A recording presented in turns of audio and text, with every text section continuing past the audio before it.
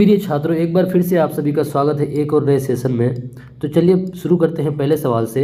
Science का पहला सवाल क्या बोल रहा है कि तालाब किस प्रकार का पारिस्थितिक तंत्र है। देखिए, ये वाला सवाल आपका TRE 1 में पूछा गया सवाल है। जो आपका TRE 1 का एग्जाम हुआ था, BPSC TRE 1, उसमें पूछा गया सवाल है। बोला है कि तालाब किस प्रकार का पारिस्थितिक तंत्र है। तो क्या आपका तालाब कृत्रिम हो जाएगा, या फिर प्राकृतिक हो जाएगा, या फिर अजैविक हो जाएगा, या फिर इनमें से कोई नहीं। फटाफट जवाब दीजिए। तो देखिए, आपका तालाब जो है वो आपका क्या हो जाएगा, वो कृत्रिम हो जाएगा। क्या हो जाएगा? कृत्रिम हो जाएगा। बहुत सारे बच्चे इसको प्राकृतिक समझ बैठेंगे, लेकिन प्राकृतिक नहीं होगा। क्या हो जाएगा? वो आपका कृत्रिम हो जाएगा। तालाब आपका कृत्रिम पारिस्थितिक तंत्र हो जाएगा। चलते एक के बाद दूसरे सवाल में चलते हैं। क्वेश्चन नंबर दूसरे में चलते हैं। क्वेश्चन नंबर दूसरा बोल रहा है कि निम्न में कौन पारिस्थितिक तंत्र में अधिकतम संख्या में मौजूद होते हैं। देखिए, पारिस्थितिक तंत्र में कौन अधिकतम संख्या में मौजूद होते हैं। तो आप पहला ऑप्शन है क्या उत्पादक अधिक संख्या में मौजूद होते हैं, या फिर शाकभक्षी, या फिर मांसाहारी, या फिर सर्वभक्षक। तो देखिए, आप पारिस्थितिक तंत्र को देखते हैं तो उनमें अधिकतम मात्रा में आपका कौन मौजूद रहता है गाइस। तो उनमें आपका अधिक मात्रा में आपका जो प्रोड्यूसर होता है, जो उत्पादक होता है, उत्पादक, वो आपका अधिक मात्रा में मौजूद होता है। तो इस सवाल का जवाब आपका क्या हो जाएगा? इस सवाल का जवाब आपका ऑप्शन नंबर ए हो जाएगा। क्या हो जाएगा? ऑप्शन नंबर ए हो जाएगा। चलिए इसके बाद चलते हैं दूसरा के बाद चलते हैं क्वेश्चन नंबर तीसरा में चलते हैं। क्वेश्चन नंबर 3 में चलते हैं। क्वेश्चन नंबर 3 आपका क्या बोल रहा है, फटाफट आप लोग बताइएगा कि जीवों की उत्पत्ति के पहले पृथ्वी पर निम्नलिखित में क्या नहीं था। क्या पृथ्वी पर कार्बन डाइऑक्साइड नहीं था, या फिर नाइट्रस ऑक्साइड नहीं था, या फिर ऑक्सीजन नहीं था, या फिर इनमें से सभी। तो देखिए, आप लोग को बताते चले कि जीवों की उत्पत्ति से पहले ना पृथ्वी पर आपका क्या नहीं था? ऑक्सीजन नहीं था। क्या नहीं था? पृथ्वी पर ऑक्सीजन नहीं था। तो इस सवाल का जवाब आपका क्या हो जाएगा? Option number C. आप लोग जरा बताइएगा, अभी एटमॉस्फेयर पे, वायुमंडल में ऑक्सीजन की मात्रा कितना है? तो 21% है। कितना है ऑक्सीजन की मात्रा? 21। अगर आपको नाइट्रोजन का पूछ ले तो कितना है? वो 78% है गाइस। चलते हैं इसके बाद अगले सवाल में चलते हैं। 3 के बाद इस सवाल का जवाब क्या हो जाएगा? ऑप्शन नंबर सी हो जाएगा। 3 के बाद चलते हैं चौथे सवाल में। क्वेश्चन नंबर 4 में चलते हैं। मोस्ट BBI सब क्वेश्चन है, ऐसा क्वेश्चन जो आपको आपके अंदर कॉन्फिडेंस पैदा कर सके। चलिए अगला क्वेश्चन है कि भारत में उत्पादित प्रत्यावर्ती विद्युत की आवृत्ति है। जो भारत में आपके घरों में जो आपका बिजली आता है वो आपका कितना हर्ट्ज का होगा। क्या वो आपका 80 हर्ट्ज का है, या फिर 70 का है, या फिर 60 का है, या फिर 50 हर्ट्ज का है। देखिए, आप लोग को बताते चले कि अगर वोल्ट पूछ ले तो कितना 220 वोल्ट हो जाएगा, और हर्ट्ज पूछे तो कितना हो जाएगा? वो आपका 50 हर्ट्ज हो जाएगा। तो इस सवाल का जवाब क्या हो जाएगा? आपका ऑप्शन नंबर डी हो जाएगा गाइज। कितना होता है? 220 वोल्ट और 50 हर्ट्ज होता है। कहाँ पे? आपका भारत में उत्पादित प्रत्यावर्ती विद्युत धारा की आवृत्ति। तो इस सवाल का जवाब क्या हो जाएगा? ऑप्शन नंबर आपका डी। आप लोग भी साथ में कमेंट में आंसर देते चले फटाफट। आप लोग भी जब जवाब देते हैं तो हम लोग को बहुत अच्छा लगता है गाइज। चलते हैं इसके बाद 5वां सवाल। क्वेश्चन नंबर 5 क्या बोलता है कि एक माइक्रो एम्पियर विद्युत धारा है। एक माइक्रो एम्पियर विद्युत धारा कितना होगा? क्या 10 पे पावर -7 हो जाएगा, या फिर 10 पे पावर -6 हो जाएगा, या फिर 10 पे पावर -5 हो जाएगा, या फिर 10 पे पावर -4 हो जाएगा। तो देखिए, माइक्रो किसको बोलते हैं? 10 पे पावर -6 को माइक्रो बोलते हैं। अगर 10 पे पावर -9 हो जाएगा तो उसको क्या बोलते हैं? नैनो बोलते हैं। ठीक है गाइज। तो सवाल क्या पूछा था कि आपका माइक्रो एम्पियर। तो देखिए, 10 पे पावर -6 कहाँ है? तो आपका 10 पे पावर -6 का ऑप्शन नंबर बी में है। तो इस सवाल का जवाब आपका क्या हो जाएगा? आपका ऑप्शन नंबर बी हो जाएगा कि एक माइक्रो एम्पियर कितना हो जाता है? 10 पे पावर -6 हो जाता है। चलते हैं 5 के बाद छठा सवाल में। हम लोग 40 क्वेश्चन लेके आए हैं, मोस्ट PBI प्रश्न लेके आए हैं, जो आपको कॉन्फिडेंस दिला के जाएगा। चलते हैं क्वेश्चन नंबर 6 क्या बोल रहा है कि नरोरा नाभिकीय विद्युत संयंत्र किस राज्य में स्थित है। देखिए, ये वाला जो आपको इमेज दिख रहा है, इसका नाम क्या है? नरोरा नाभिकीय विद्युत संयंत्र है। ये आपका कहाँ पे स्थित है? ये सवाल पूछा है। ये आपका कहाँ मौजूद है? तो कहीं और नहीं बल्कि हमारे पड़ोसी में ही है। कहाँ है? उत्तर प्रदेश में है। कहाँ है गाइस? उत्तर प्रदेश में, यूपी में है। आप लोग बताते चलिएगा कि अभी उत्तर प्रदेश में सरकार कौन है। चलते हैं 6 के बाद 7वां सवाल में चलते हैं। क्वेश्चन नंबर 7 में चलते हैं। क्वेश्चन नंबर 7 देखिए, हम लोग ना आप लोग के लिए इमेज भी साथ में लेके आए ताकि आप उसको देख करके इजीली समझ सकें। तो सवाल क्या है कि स्पेक्ट्रम जो होता है प्राप्त करने के लिए किस का उपयोग होगा। आप अगर स्पेक्ट्रम प्राप्त कीजिएगा तो आप किसका इस्तेमाल कीजिएगा। एक बात आप लोग का यहाँ से सवाल ये भी बन सकता है कि कि आपको जैसे इस सुबह का टाइम है, बारिश हुई तो आपको उस समय रेनबो किधर दिखेगा, या फिर शाम के टाइम में आपको रेनबो किधर दिखेगा, स्पेक्ट्रम। तो इस तरह का सवाल पूछता है। फिलहाल आपको इस सवाल का जवाब देना है कि किससे, क्या अवतल दर्पण का इस्तेमाल करके, या फिर उत्तल दर्पण का, या फिर प्रिज्म का, या फिर कांच की सिल्ली का। तो देखिए यहाँ पे हम लोग इसको लेके आए हैं, ये आपका क्या है, ये आपका प्रिज्म है, ये प्रिज्म है। ये जो आप इधर से रोशनी जा रहा देख रहे हैं अभी, ये जो रोशनी ये आपका क्या है, व्हाइट सनलाइट है, मतलब ये सूर्य की रोशनी है। सूर्य की रोशनी को जब आप प्रिज्म से पास कीजिएगा तो ये आपका देखिए सातों रंग में ये बढ़ जाता है, ये सातों रंग में बढ़ जाता है। और उसको याद रखने का तरीका क्या है गाइज, VIB हो जाएगा GYOR, विबग्योर इसको बोलते हैं। ये शॉर्ट ट्रिक है, इसको याद रखने का ये शॉर्ट ट्रिक है। तो इस सवाल का जवाब क्या हो जाएगा कि आपको अगर स्पेक्ट्रम प्राप्त करना है तो आप किसका इस्तेमाल कीजिएगा, प्रिज्म का इस्तेमाल कीजिएगा। किसका इस्तेमाल कीजिएगा गाइज, प्रिज्म का इस्तेमाल कीजिएगा। चलते हैं 7 के बाद 8वां क्वेश्चन नंबर 8 में चलते हैं। क्वेश्चन नंबर 8 क्या बोल रहा है, बोल रहा है कि उत्तल लेंस द्वारा आवर्धित काल्पनिक प्रतिबिंब बनता है जब वस्तु कहाँ पे रहती है। आपको बोला है कि किस कंडीशन में उत्तल लेंस में आवर्धित और काल्पनिक प्रतिबिंब बनता है। क्या जब आप वस्तु को अनंत पर रखिएगा, या फिर जब आप वस्तु को फोकस और लेंस के बीच रखिएगा, या फिर आप वस्तु को फोकस पर रखिएगा, या फिर आप वस्तु को फोकस दूरी और दुगुनी फोकस दूर के बीच रखिएगा। तो देखिए आप यहाँ पे इस इमेज को देखिएगा, यहाँ पे अगर आप देख रहे हैं तो क्या दिख रहा है, यहाँ पे फोकस है, उसके बाद यहाँ पे क्या है आपका, इसका पॉइंट है, किसका, आपका लेंस का पॉइंट है जहाँ से दूरी मापा जाता है। देखिए जब आप ना कहाँ पे फोकस और लेंस के बीच में जब आप वस्तु को रखिएगा, फोकस और लेंस के बीच, तब आपका क्या हो जाएगा, वो वस्तु उसका प्रतिबिंब कैसा हो जाएगा, आवर्धित मतलब बड़ा हो जाएगा, उस वस्तु से काफ़ी बड़ा हो जाएगा।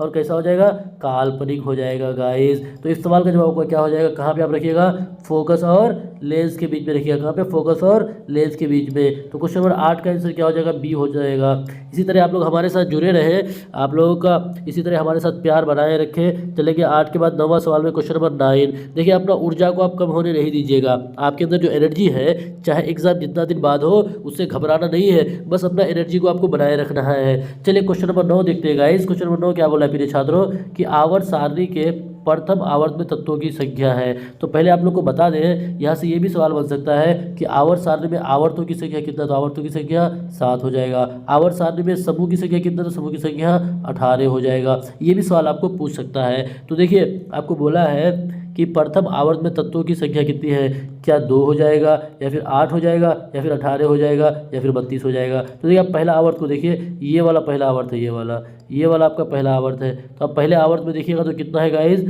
पहले आवर्त में आप देखिए कितना है, मात्र 2 ही तत्व है। पहले आवर्त में कितना है, मात्र 2 तत्व है। तो इस सवाल का जवाब क्या हो जाएगा, ऑप्शन नंबर ए हो जाएगा। ऑप्शन नंबर ए मतलब 2 हो जाएगा। आप अगर दूसरे में देखिएगा तो कितना है, यहाँ पे 2 है। उसे यहाँ पे देखिएगा तो 1 2 3 4 5 6। दूसरे में देखिएगा पहले में 2 होता है, दूसरे में 8 है। तीसरे में अगर आप गिनिएगा तो कितना हो जाएगा, 1 2 3 4 5 6 7। तीसरे में भी आपका 8 हो जाएगा। इस तरह से आप देखिएगा तो आवर्त सारणी में प्रथम आपको आवर्त पूछा था तो उसमें कितना हो जाएगा, 2 हो जाएगा। इस सवाल का जवाब क्या हो जाएगा, ऑप्शन नंबर ए हो जाएगा। अगर आवर्त सारणी के बारे में कुछ और जानिएगा तो देखिए आवर्त सारणी को ना, इसको 4 ब्लॉक में बांटा गया है। एक का नाम रखा गया है एस, इसका नाम क्या है एस, ये वाले ब्लॉक का नाम पी, ये वाले ब्लॉक का नाम डी, और ये जो आपका ये जो सीरीज है लेंथेनर और एक्टिनेट सीरीज, इसको किस में रखा गया है, एफ ब्लॉक में रखा गया है गाइज। चलते हैं इसके बाद 9 के बाद 10वां सवाल में, क्वेश्चन नंबर 10 में चलते हैं। क्वेश्चन नंबर 10 क्या बोला, निम्न में से किससे इलेक्ट्रॉन को बाहर निकालना सबसे आसान है। देखिए यहाँ पे 4 ऑप्शन आपको दिया है, यहाँ पे 4 ऑप्शन दिया, m प्लस m पे पावर +2 m पे पावर +3 है। तो देखिए बोला कि इन चारों में से किस में से आप इलेक्ट्रॉन को बाहर निकाल सकते हैं आसानी से। तो देखिए यहाँ पे अगर आप देखिएगा पहला ऑप्शन में जो m है, इस पर कोई चार्ज नहीं है, इसका मतलब आप यहाँ से इसको ना ईजिली इलेक्ट्रॉन को बाहर निकाल सकते हैं। यहाँ से आप इजीली इलेक्ट्रॉन को बाहर निकाल सकते हैं। ये सब जो है आपका यहाँ से इलेक्ट्रॉन बाहर निकल चुका है, यहाँ से भी निकल चुका है, यहाँ से भी निकल चुका है। इसका मतलब यह जितना निकलना था वो निकल चुका है। अब अगर यहाँ से निकालिएगा तो वो दिक्कत होगा। लेकिन आपको क्या बोला है कि किससे बाहर निकलना आसान है, तो क्या हो जाएगा, इस सवाल का जवाब आपका गाइस ऑप्शन नंबर ए हो जाएगा। ऑप्शन नंबर ए हो जाएगा। चलते हैं 10 के बाद 11वां सवाल में चलते हैं। 10 के बाद 11वां सवाल में, क्वेश्चन नंबर 11 में चलते हैं। क्वेश्चन नंबर 11 क्या बोल रहा है आपका कि द्वितीय आवर्त में तत्वों के लिए कौन सा शेल बाह्यतम शेल है। किसमें बोला है, द्वितीय आवर्त। अभी आप लोग को बताया ना, द्वितीय आवर्त कितना आवर्त है, टोटल 7 आवर्त है। उसमें द्वितीय आवर्त में तत्वों के लिए कौन सा शेल बाह्यतम है। देखिए पहले आवर्त में आप देखिए, इसको रटना नहीं है, बस समझिए आप, पहले आवर्त में 2 ही तत्व है, एक है हाइड्रोजन और हीलियम। तो उसके बाद दूसरे आवर्त में क्या है, लिथियम, बेरिलियम, बोरोन, इस तरह से है, बहुत सारा कितना 8 है दूसरे आवर्त में। तो क्या बोला कि द्वितीय आवर्त में तत्वों के लिए कौन सा शेल बाह्य होगा ना, तो आप इजीली समझिए कि इसमें कितना है आपका, इसका एटॉमिक नंबर 3 है। 3 अगर एटॉमिक नंबर है तो पहले कक्ष में हम 2 इलेक्ट्रॉन दे देंगे, दूसरे कक्ष में कितना इलेक्ट्रॉन बचेगा, इसका 1 बचेगा, तो दूसरे कक्ष में 1 इलेक्ट्रॉन देंगे। देखिए आप अगर जानते हैं तो होता क्या है कि ये इसका क्या होगा, केंद्रक हो गया, ये हो गया पहला कक्ष में कितना इलेक्ट्रॉन लेता है, 2 इलेक्ट्रॉन होता है। दूसरे कक्ष में कितना इलेक्ट्रॉन होता है गाइस, इसमें 8 इलेक्ट्रॉन होता है, कितना होता है, 8 होता है। उसके बाद अगर आपका बच जाता है तो फिर हम लोग तीसरा चौथा इस तरह से चलते हैं, 1 2 3 4 5 ये 7 हो गया, ये 8 हो गया, दूसरे कक्ष में 8 इलेक्ट्रॉन। उससे अधिक जाएंगे तो क्या हो जाएगा, तीसरा कक्ष में चला जाएगा। तो क्या बोला है कि द्वितीय आवर्त सारणी में, तो द्वितीय आवर्त सारणी में आप अगर देखिएगा तो उसका अगर इसी करके देखिएगा तो आपका कितना हो जाएगा, हाइड्रोजन हीलियम, यानी द्वितीय आवर्त सारणी में आपका 10 तक एटॉमिक नंबर वाले ही तत्व आते हैं, 10 एटॉमिक नंबर वाले ही तत्व आते हैं। तो बताइए 10 तक कितना हो जाएगा, पहला में 2 दे दीजिएगा, दूसरा में 8 दे दीजिएगा, तो दूसरा में 8 दीजिएगा, इसका मतलब जो दूसरा कक्ष है आपका, जो दूसरा कक्ष है वही बाह्य कक्ष हो जाएगा। और दूसरा कक्ष क्या है, पहला कक्ष होता है K, दूसरा होता है L, तीसरा होता है M और चौथा होता है N। तो क्या हो जाएगा यहाँ पे, दूसरा हो जाएगा L हो जाएगा, दूसरा सेल हो जाएगा कौन आपका, L हो जाएगा, ऑप्शन नंबर B हो जाएगा। मेरे ख्याल से आप लोग बढ़िया से समझ गए। इसके बाद चलते 11 के बाद 12वां सवाल में चलते। क्वेश्चन नंबर 12 बोल रहा है कि संतृप्त हाइड्रोकार्बन श्रेणी के सदस्यों को कहा जाता है। देखिए संतृप्त हाइड्रोकार्बन बोला है तो आप जान लीजिए पहले, एक होता है संतृप्त, एक होता है असंतृप्त। संतृप्त में कार्बन के बीच कार्बन हाइड्रोजन, जो हाइड्रोकार्बन है कार्बन और हाइड्रोजन के बीच या फिर कार्बन के बीच सिंगल बॉन्ड होगा। जो असंतृप्त होगा ना उसमें डबल या फिर ट्रिपल बॉन्ड होगा, इस बात को आप ध्यान रखिएगा। तो क्या बोला, संतृप्त बोला है मतलब सिंगल बॉन्ड, और आप जानते हैं कि सिंगल बॉन्ड को पहचानने का तरीका क्या है कि लास्ट में AN ही होगा, और डबल बॉन्ड के लिए EN ही होता है, और ट्रिपल बॉन्ड के लिए YNE होता है। ये आप तरीका याद रखिएगा। अल्केन अल्काइन जो बोलते हैं ना, अल्केन अल्काइन, तो देखिए संतृप्त बोला तो अल्केन होना चाहिए, तो अल्केन देखिए ये अल्काइन है, तो अल्काइन मतलब ये ट्रिपल, तो ये होगा नहीं, असंतृप्त हो जाएगा। अल्कीन है, देखिए कीन ENE है, तो ये भी आपका असंतृप्त हो जाएगा। देखिए अल्केन है, ये क्या आपका अल्केन ANE, यही इस सवाल का जवाब हो जाएगा। तो ये आपका एल्केनोल यानी आपका अल्कोहल हो गया, तो होगा नहीं। 12 के बाद चलते हैं 13वां सवाल में, क्वेश्चन नंबर 13 में चलते हैं गाइस। देखिए फटाफट हम लोग हल करते चलेंगे कि मेंडलीव द्वारा छोड़े गए आवर्त सारणी के रिक्त स्थानों में बाद में निम्नलिखित में कौन सा तत्व प्रदर्शित किया गया। तो देखिए इस सवाल का जवाब क्या हो जाएगा, आपका गैलियम हो जाएगा। क्या हो जाएगा, गैलियम। 13 का क्या आंसर हो जाएगा, A हो जाएगा। 13 के बाद चलते हैं 14वां सवाल में, क्वेश्चन नंबर 14 में चलते हैं कि आवर्त सारणी के प्रत्येक आवर्त का अंतिम सदस्य होता है। देखिए आवर्त सारणी में देखिएगा ना, आवर्त सारणी में प्रत्येक आवर्त जो है उसका अंतिम सदस्य क्या हो जाएगा, क्या वो एक धातु होगा, एक हैलोजन होगा, एक निष्क्रिय गैस होगा या फिर उपधातु होगा। तो देखिए आप आवर्त सारणी में देखिएगा तो इसमें कितना 18 प्रत्येक आवर्त का अंतिम सदस्य, इसका मतलब क्या है, अंतिम सदस्य मतलब 18वां ग्रुप का बात कर रहा है। 18वां ग्रुप आपका क्या होता है, वो आपका निष्क्रिय गैस होता है, उसको आपको जीरो समूह भी बोला जाता है। तो इस सवाल का जवाब क्या हो जाएगा, ऑप्शन नंबर C हो जाएगा। 14 के बाद चलते हैं 15 सवाल में, क्वेश्चन नंबर 15 देखिए आप लोग कि किसी तत्व में 2 शैल है, कोई तत्व है उसमें कितना शैल है, 2 शैल है, एक और एक 2 शैल है, और दोनों ही इलेक्ट्रॉन से पूर्णतः भरे हुए हैं दोनों ही पूर्णतः भरे हुए, इसका मतलब इसमें 2 है तो ये भी भरा हुआ है, इसमें 8 है ये भी भरा हुआ है, टोटल मिला के 2 और 8 10 हो गया, यानी इसका एटॉमिक नंबर कितना हो जाएगा, 10 हो जाएगा। तो पूर्णतः भरे हुए तो वो तत्व कौन है, तो एटॉमिक नंबर 10 किसका हो जाता है गाइस बताइएगा, एटॉमिक नंबर 10 किसका हो जाता है। तो देखिए सोडियम का देखिएगा तो 11 होता है, क्लोरीन का 17 हो जाता है, आर्गन का 18 हो जाता है, नियोन का आपका 10 हो जाता है। तो इस सवाल का जवाब आपका क्या हो जाएगा, A हो जाएगा। 15 के बाद चलते हैं 16वां सवाल में, फटाफट देखिए 16वां सवाल कि निम्नलिखित में कौन सबसे अधिक क्रियाशील हैलोजन है, सबसे अधिक क्रियाशील हैलोजन है तो गाइज सबसे अधिक क्रियाशील हैलोजन आपका कौन हो जाएगा। तो देखिए आप अगर जानते हैं क्या आपका ग्रुप नंबर 17 जो है इसको हैलोजन ग्रुप बोला जाता है। हैलोजन इसलिए बोलते हैं कि इस ग्रुप में जितने सारे भी तत्व हैं सबको क्या करता है, आपका नमक बनाने का काम करता है, इसलिए इस ग्रुप को हैलोजन ग्रुप भी कहा जाता है। तो देखिए उसमें आपका हैलोजन ग्रुप में फ्लोरीन भी आता है, क्लोरीन भी आता है, ब्रोमीन भी आता है, आयोडीन भी आता है और एक होता है एटेस्टाइन होता है। तो देखिए सबसे अधिक क्रियाशील हैलोजन जो हो जाएगा वो कोई और नहीं बल्कि क्या हो जाएगा, आपका फ्लोरीन हो जाएगा। इस सवाल का जवाब क्या हो जाएगा, आपका ऑप्शन नंबर A हो जाएगा। 16 के के बाद चलते हैं 17वां सवाल, क्वेश्चन नंबर 17। देखिए क्या है कि ओजोन का आणविक सूत्र पूछा है, ओजोन का आणविक सूत्र पूछा है। तो देखिए ओजोन का आणविक सूत्र क्या हो जाएगा आपका, इसका बस हम लोग फटाफट जवाब देते हैं चलते हैं। ओजोन का आणविक सूत्र क्या हो जाएगा, O3 हो जाएगा। ओजोन का आणविक सूत्र O3। आप लोग कमेंट बॉक्स में बताइए कि ओजोन डे कब मनाया जाता है। हम लोग अपने पिछले क्लास में इसके बारे में डिटेल से बता चुके हैं। आप लोग बताइए कि ओजोन डे कब मनाया जाता है। चलिए 17 के बाद चलते हैं 18वां सवाल में। 18 क्या बोलता है कि पीएच का कौन सा मान क्षारक विलयन को निरूपित करता है। क्या ऑप्शन नंबर ए हो जाएगा 2 या फिर 7 या फिर 13 या फिर 6। तो देखिए कौन सा मान क्षारक विलयन को ना आप जानते हैं 7 14 एक होता है क्या, 7 से लेकर 14 एक होता है, 7 से कम होता है। अगर 7 होगा तो उदासीन हो जाएगा, 7 से अधिक हो जाएगा तो आपका क्या हो जाएगा, आपका क्षारीय हो जाएगा, और 7 से कम होगा तो अम्लीय हो जाएगा। तो देखिए आपका 2 ये है, पीएच का मान 2 है तो ये अम्लीय हो जाएगा। पीएच का मान 7 है तो ये आपका उदासीन हो जाएगा। पीएच का मान 6 है तो ये आपका अम्लीय हो जाएगा। लेकिन पीएच का मान जो यहाँ पे 13 है, ये पीएच का मान आपका क्या हो जाएगा, 7 से अधिक है, और 7 से अधिक वाले को ही हम लोग क्या बोलते हैं, क्षारक बोलते हैं। तो इस सवाल का जवाब ऑप्शन नंबर सी हो जाएगा गाइज। 18 के बाद चलते हैं 19वां सवाल में, चलते हैं क्वेश्चन नंबर 19। देखिए क्वेश्चन नंबर 19 क्या बोलता है कि जल के एक अणु में, जल का एक अणु है उसमें हाइड्रोजन एवं ऑक्सीजन के परमाणुओं की संख्या का अनुपात पूछा है। परमाणु की संख्या का, उसके द्रव्यमान का नहीं पूछा है, परमाणु की संख्या। तो देखिए हाइड्रोजन का एक हम लोग अणु ले लिए, हाइड्रोजन का एक अणु क्या हो गया, H2O हो गया। उसमें क्या बोला कि परमाणु की संख्या का अनुपात। तो देखिए यहाँ पे हाइड्रोजन का परमाणु कितना 2 है, ऑक्सीजन का परमाणु कितना 1 है। तो इन दोनों का अनुपात क्या हो जाएगा, 2:1। ऑप्शन नंबर कहाँ पे गाइज, बी में है, 2:1। चलते हैं 19 के बाद 20वां सवाल में, क्वेश्चन नंबर 20 में चलते हैं। देखिए क्वेश्चन नंबर 20 क्या बोला है कि निम्नांकित संकेतों द्वारा व्यक्त तत्वों में कौन धातु है। आपको यहाँ पे दिया है option number A B C D दिया है, और सबका एटॉमिक नंबर भी दिया हुआ है। आपका सबका एटॉमिक नंबर भी दिया हुआ है। आपको बोला कि इनमें से कौन धातु है, आपको पहचानना है। देखिए एटॉमिक नंबर 9 किसका हो जाता है, आप बताइए। Hydrogen helium lithium barium boron carbon, hydrogen helium lithium barium boron carbon nitrogen oxygen fluorine. आपका ये क्या हो जाएगा, ये आपका फ्लोरीन हो जाएगा, ये फ्लोरीन हो जाएगा।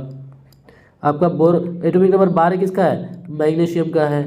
आपका ये तो आपका 6 किसका हो जाएगा, hydrogen helium lithium barium boron carbon, यानी कार्बन का हो जाएगा। और आपका 8 क्या हो जाएगा, कार्बन नाइट्रोजन ऑक्सीजन 8 हो जाएगा। तो बताइए इसमें से कौन सा धातु है। तो देखिए मैग्नीशियम जो है, मैग्नीशियम ये आपका धातु हो जाएगा गाइस। मैग्नीशियम क्या हो जाएगा, धातु हो जाएगा। अगर इसको डिटेल से समझिएगा तो कार्बन तो आपका अधातु है, ऑक्सीजन भी अधातु है, फ्लोरीन भी आपका क्या है, अधातु है। चलिए गाइस इसके बाद चलते हैं, इस सवाल का जवाब क्या हो जाएगा, ऑप्शन नंबर बी। इसके बाद चलते 20 के बाद 21वां सवाल में चलते हैं, क्वेश्चन नंबर 21। क्या बोला, अम्लीय ऑक्साइड के विलयन का पीएच मान क्या होगा। कोई अम्लीय ऑक्साइड है उसके विलयन का पीएच मान कितना हो जाएगा। तो देखिए 12 है तो ये तो आपका क्षारीय हो जाएगा, 7 है तो ये उदासीन हो जाएगा, 8 है तो ये आपका क्या हो जाएगा, क्षारीय हो जाएगा। ऑप्शन नंबर डी में जो 4 है ये आपका क्या हो जाएगा, अम्लीय हो जाएगा। तो आपको क्या बोला था कि पीएच मान क्या होगा, यहाँ पे चारों ऑप्शन में से तो अम्लीय ऑक्साइड के विलयन का पीएच मान क्या हो जाएगा, 4 हो जाएगा। इस सवाल का जवाब क्या हो जाएगा, ऑप्शन नंबर डी हो जाएगा गाइस। 21 के बाद चलते हैं 22वां सवाल में, क्वेश्चन नंबर 22 क्या है कि सबसे कहा है गाइस, यहाँ पे सबसे कठोर प्राकृतिक पदार्थ है, यानी दुनिया में सबसे कठोर प्राकृतिक पदार्थ कौन है आपका, कोई और नहीं बल्कि कौन है आपका, हीरा है। सबसे कठोर प्राकृतिक पदार्थ कौन है आपका, हीरा है। आपको सवाल पूछ सकता है कि हीरे का अपूर्णांक कितना है, तो आप याद रखिएगा हीरे का अपूर्णांक कितना है, 2.42 होता है। उसके बाद चलते हैं कोयला के बारे में जानते हैं कि कोयला ये आपका 4 प्रकार का होता है। कितने प्रकार का, 4 प्रकार का होता है। याद रखिएगा सबसे अच्छा कोयला क्या हो जाता है, एंथ्रासाइट हो जाता है, ये भी याद रखिएगा। उसके बाद चांदी जो है, चांदी ये सबसे अच्छा सुचालक है। ये आपका चांदी क्या है, सबसे अच्छा सुचालक, क्या है, सबसे अच्छा सुचालक। ये सब चीज़ों को भी आप नोट करते हुए चलिएगा। चलते 22 के बाद 23वां सवाल में, क्वेश्चन नंबर 23 में। देखिए क्वेश्चन नंबर 23 क्या बोला है कि सिल्वर आयोडाइड का रंग कैसा होता है। देखिए आप अगर इसको पढ़िएगा तो बस आपको याद करना पड़ेगा, लेकिन आप एक बार फिगर देख लीजिएगा। अगर आपके एग्जाम में आ जाए, आप अगर फिगर देख लीजिएगा एग्जाम में आ जाए, तो आपको अगर याद नहीं भी रहे तो आपको याद आ जाएगा कि हम लोग किशनगंज वाला में पढ़े थे, सर पढ़ाए थे और साथ में चित्र भी लेके आए थे। तो आपको वो चित्र आपके दिमाग में एडजस्ट हो जाएगा, जिससे आप आसानी से इस सवाल का जवाब दे दीजिएगा। तो सिल्वर आयोडाइड का रंग कैसा है, देखिएगा कैसा दिख रहा है, ये आपका सफ़ेद दिख रहा है, बिल्कुल नहीं सफ़ेद नहीं है, ये कैसा हो जाएगा, पीला हो जाएगा। ये आपका कैसा हो जाएगा, पीला हो जाएगा। चलते 23 के बाद 24वां सवाल में, क्वेश्चन नंबर 24 में चलते हैं। क्वेश्चन नंबर 24 क्या है कि शोषण किस प्रकार की रासायनिक अभिक्रिया है। देखिए हम लोग ना आप लोगों के लिए हर एक चैप्टर से सवाल लेके आए हैं, ताकि आपको किसी भी चैप्टर से अगर कोई सवाल पूछे एग्जाम में जाके आपको ये एहसास ना हो कि हम लोग तो इसको प्रैक्टिस किए ही नहीं थे। आप लोग को घबराना नहीं है, बस हमारे साथ जुड़े रहे और साथ में प्रैक्टिस करते रहे। फटाफट जवाब दीजिए, शोषण किस प्रकार की रासायनिक अभिक्रिया है। क्या आपका उपचयन हो जाएगा, या फिर ऊष्माक्षेपी हो जाएगा, या फिर संयोजन हो जाएगा, या फिर अपचयन हो जाएगा? जवाब दीजिए आप लोग। तो गाइज शोषण कैसा हो जाएगा आपका? बिल्कुल सही, शोषण आपका हो जाएगा ऊष्माक्षेपीय अभिक्रिया। ऊष्माक्षेपीय अभिक्रिया किसको बोलते हैं? एक होता है ऊष्माक्षेपी, एक होता है ऊष्माशोषी होता है। ऊष्माक्षेपी में क्या होता है? आपका रिएक्शन के बाद ऊष्मा और ऊर्जा का निर्माण होता है, उसमें क्या बोलते हैं हम लोग? ऊष्माक्षेपी बोलते हैं। और एक होता है ऊष्माशोषी, उसमें क्या होता है? रिएक्शन होने के लिए ऊष्मा ऊर्जा का जरूरत पड़ता है। तो इस सवाल का जवाब क्या हो जाएगा? ऑप्शन नंबर आपका बी हो जाएगा। बाकी तो आप उपचयन के बारे में जानते ही हैं, आप संयोजन जानते हैं, अपचयन जानते हैं, बहुत बारी सारी चीज़ों को हम लोग डिस्क्राइब कर चुके हैं। हमारा पिछला वाला वीडियो आप लोग देखिए, सारा वीडियो देखिए। आज तक हम लोग लगभग 10-11 वीडियो डाल चुके हैं, उसको देखिए और ज़्यादा से ज़्यादा प्रैक्टिस कीजिए। चलते हैं 24 के बाद 25वां सवाल, क्वेश्चन नंबर 25। क्वेश्चन नंबर 25 क्या बोल रहा है? देखिए, आपका हार्मोन से सवाल है और हार्मोन से सवाल आना अनिवार्य है। क्या बोला है? कॉर्पस ल्यूटियम से स्रावित हार्मोन, यानी कॉर्पस ल्यूटियम से कौन सा हार्मोन स्रावित होता है?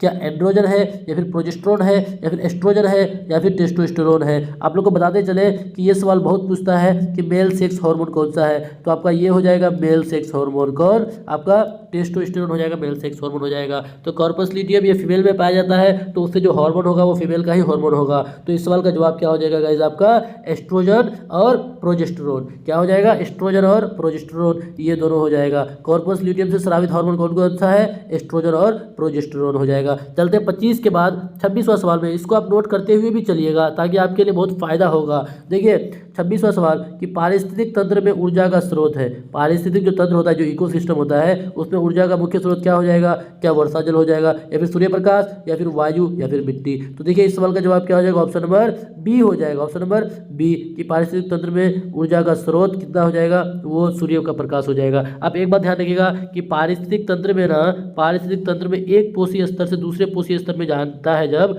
ऊर्जा, तो कितना प्रतिशत ऊर्जा जाता है? 10% ऊर्जा। एक पोषी स्तर से दूसरे पोषी स्तर में कितना? 10% ऊर्जा जाता है। इसको लिंडमान का 10th नियम भी कहा जाता है। और यही आपका TRE 1 में पूछा था, यही आपका TRE 1 में पूछा गया सवाल है गाइस। 26 के बाद चलते 27वां सवाल। 26 के बाद चलते क्वेश्चन नंबर 27। क्वेश्चन नंबर 27 क्या बोला है कि मानव का उद्भव स्थान कहाँ है, यानी मानव का उद्भव कहाँ हुआ था? क्या भारत में हुआ था, या फिर चीन में, या फिर अफ्रीका में, या फिर अमेरिका में? देखिए बहुत सारे बच्चों का जवाब आ रहा है, बिल्कुल सही जवाब आ रहा है और सबको पता भी है, बहुत आसान सा सवाल है, बिल्कुल हलवा सवाल है गाइस। तो इसका जवाब क्या हो जाएगा? मानव का उद्भव स्थान कहीं और नहीं बल्कि अफ्रीका हो जाएगा। अफ्रीका क्या हो जाएगा? अफ्रीका महाद्वीप। चलते हैं 27 के बाद, इस सवाल का जवाब क्या हो जाएगा? ऑप्शन नंबर सी हो जाएगा। 27 के बाद चलते हैं 28वां सवाल में। 28वां सवाल क्या बोल रहा है कि निम्नलिखित में कौन लैंगिक जनन संचालित रोग है?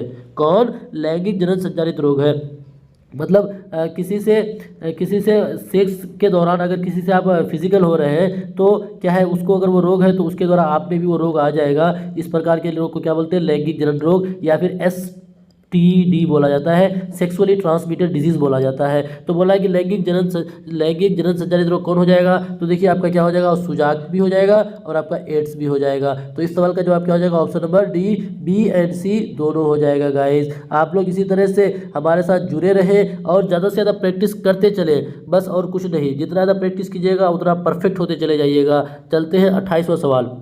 क्वेश्चन नंबर 29 है कि मानव गुर्दे का आकार होता है। देखिए यहाँ पे डायग्राम भी आपको दिख रहा है, मानव का गुर्दा है, ये मानव का क्या है? गुर्दा है गाइस। मानव गुर्दे का आकार है, देखिए किस आकार का है, आप देख के भी जवाब दे सकते हैं। क्या ये गोल आपको दिख रहा है? नहीं, आपका गोलाकार नहीं है। क्या ये आयताकार दिख रहा है? बिल्कुल आयताकार भी नहीं। सेब के बीज का आकार का, ये कैसा आकार का है? सेब का बीज। आप अगर सेब खाए हैं तो उसका बीज को देखिएगा, ये बिल्कुल उसी तरह से। कौन? आपका मानव का गुर्दा। मानव का गुर्दा जो है वो किस आकार का है? सेब के बीज के आकार का। ये हमारे शरीर में कितना? एक जोड़ा पाया था, एक जोड़ा मीन्स 2, एक पेयर में पाया जाता है। अगर इसका संख्या पूछ ले तो कितना हो जाएगा गाइज? 2 हो जाएगा। चलते हैं 29 के बाद 30वां सवाल, क्वेश्चन नंबर 30 में। क्वेश्चन नंबर 30 बोल रहा है कि किशोरावस्था में होने वाले शारीरिक परिवर्तन का कारण है। देखिए जब कोई भी बच्चा किशोरावस्था में आता है तो उसमें होने वाले शारीरिक जो परिवर्तन आता है उसमें कुछ बदलाव देखने को मिलता है। तो वो किसके कारण होता है? वो आपका किसके कारण होता है? क्या वो टेस्टोस्टेरोन के कारण होता है, या फिर एस्ट्रोजन के कारण होता है, या फिर थायरोक्सिन के कारण होता है? बिल्कुल नहीं, थायरोक्सिन के कारण नहीं होगा।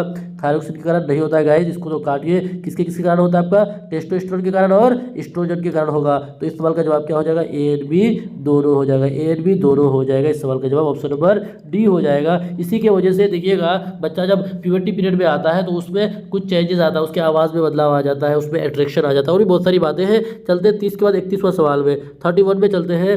यौन परिपक्वता की अवधि को कहते हैं, जब बच्चा मैच्योर होने लगता है ना, उस अवधि को क्या बोलते हैं? परिपक्वता का मतलब मैच्योर, उस अवधि को, उस समय को क्या बोलते हैं? क्या उसको बोलते हैं किशोरावस्था, या फिर यौनारंभ, या फिर वृद्धि, या फिर इनमें से कोई नहीं? तो इस सवाल का जवाब क्या हो जाएगा आपका? यौन परिपक्वता की अवधि को बोलते हैं किशोरावस्था बोलेंगे इसको। इसको क्या बोलेंगे? किशोरावस्था। आप इसको एक बार देख लीजिएगा, या तो किशोरावस्था या फिर यौनारंभ। तो फिलहाल क्या हो जाएगा इसका? 31 का ऑप्शन ए हो जाएगा। 31 के बाद चलते हैं क्वेश्चन नंबर 32 में चलते हैं, 32 में। इसके बाद मात्र 8 सवाल बचा है।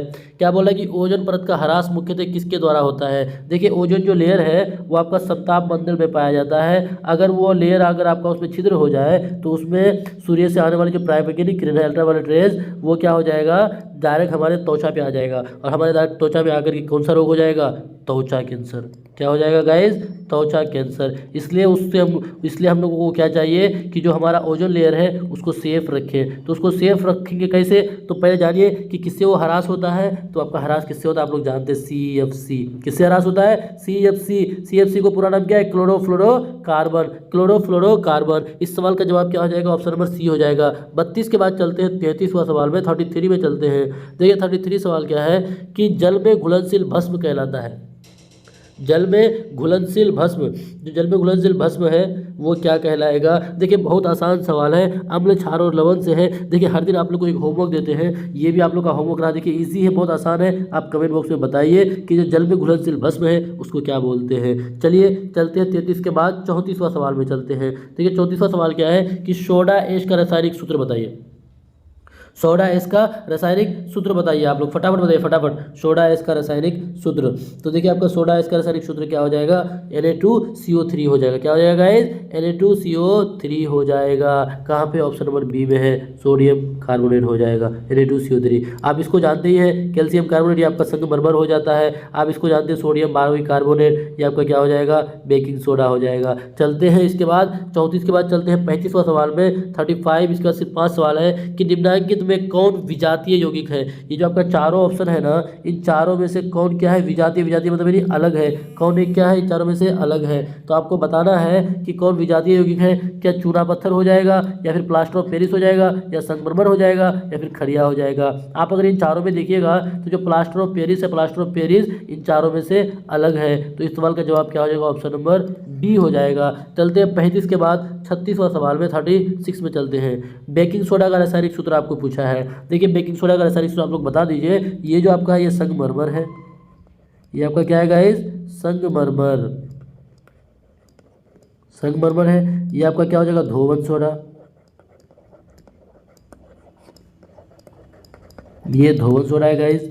ये आपका हो जाएगा, इसको आप बताइए। यही तो आपका है बेकिंग सोडा। क्या है? NaHCO3, या फिर इसको क्या बोलते हैं? Sodium bicarbonate. तो इस सवाल का जवाब क्या हो जाएगा? Option number D. 36 के बाद चलते हैं 37वां सवाल में, 37 में। क्या बोला है कि निम्नलिखित में कौन संक्षारक अम्ल है? कौन संक्षारक अम्ल है? तो देखिए कौन संक्षारक अम्ल हो जाएगा? इस सवाल का जवाब हो जाएगा आपका सल्फ्यूरिक अम्ल। क्या हो जाएगा गाइस? सल्फ्यूरिक अम्ल। सल्फ्यूरिक अम्ल क्या हो जाता है? संक्षारक अम्ल होता है। और सल्फ्यूरिक अम्ल को ही अम्लों का राजा कहा जाता है। सल्फ्यूरिक अम्ल को अम्लों का राजा कहते हैं। इसी को बैटरी का अम्ल भी कहा जाता है। बैटरी का अम्ल भी इसी को ही कहा जाता है। चलते हैं 37 के बाद 38वां सवाल में चलते हैं। 38 में क्या बोला है कि मिल्क ऑफ मैग्नीशिया का पीएच मान। देखिए पीएच मान आपको पूछेगा ही, हर हाल में पूछेगा। कोई एक पीएच मान आपको एग्जाम में आप लिख करके ले लीजिए। अगर आपको नहीं पूछेगा तो आप आगे जरूर हम लोग को बोलिएगा कि सर आप गलत बोल रहे थे। देखिए पीएच से रिलेटेड आपको एक सवाल आना ही है। फिलहाल यहाँ पे क्या है? Milk of magnesia. तो मिल्क ऑफ मैग्नीशिया का अगर आप सूत्र लिखिएगा क्या हो जाता है?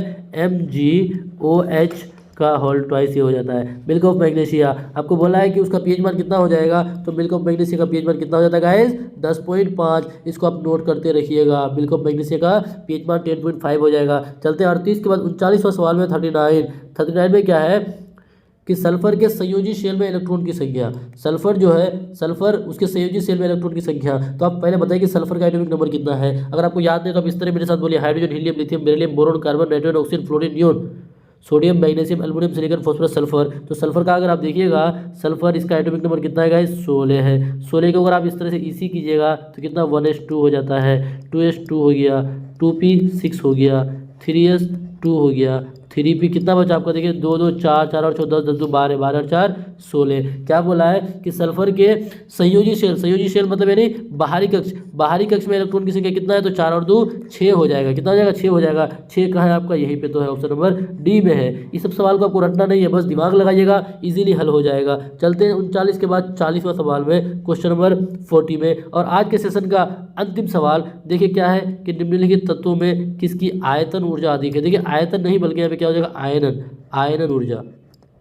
किसकी आयनन ऊर्जा अधिकतम होगी, किसकी आयनन ऊर्जा अधिकतम होगी। तो आपको बताना है क्या ऑप्शन है, क्लोरीन है, फ्लोरीन है, आयोडीन है, ब्रोमीन है। देखिए ये चारों आपका क्या है, हेलोजन ग्रुप का है। ये किसका ग्रुप का है, हेलोजन ग्रुप का है। तो बताइए कि किसकी ऊर्जा अधिकतम होगी। तो देखिए आप सबको पता है कि किसकी ऊर्जा अधिकतम हो जाएगी गाइस, फटाफट जवाब दीजिए। तो किसकी ऊर्जा अधिकतम हो जाएगी, तो इस सवाल का जवाब हो जाएगा ऑप्शन नंबर ए, मतलब क्लोरीन। और क्लोरीन का एटॉमिक नंबर आप जानते ही हैं 17 होता है। इसका वैलेंसी की बात करें तो 1 हो जाएगा। इसके आउटर मोस्ट शेल में कितना इलेक्ट्रॉन हो जाएगा, तो 7 हो जाएगा। ये आपका क्या होता है, इसमें ये आपका अधातु है। चलिए गाइज आप लोग बताइए आज 40 सवाल में से आपसे कितना हल हुआ, इस 40 में से आपसे कितना हल हुआ, आपका कितना नंबर आ रहा है, कमेंट बॉक्स में जरूर बताएं। और आज का सेशन आप लोग को कैसा लगा वो भी बताएं। फिर हम लोग मिलेंगे अगले क्लास में, और हम लोग आपसे जो TRE 4.0 का वैकेंसी आ रहा है उसका भी हम लोग क्लास शुरू कर चुके हैं। बस इसी तरह से आप लोग हम लोगों के साथ प्यार बनाए रखें, अपना सहयोग बनाए रखें। फिर मिलते हैं अगले सेशन में।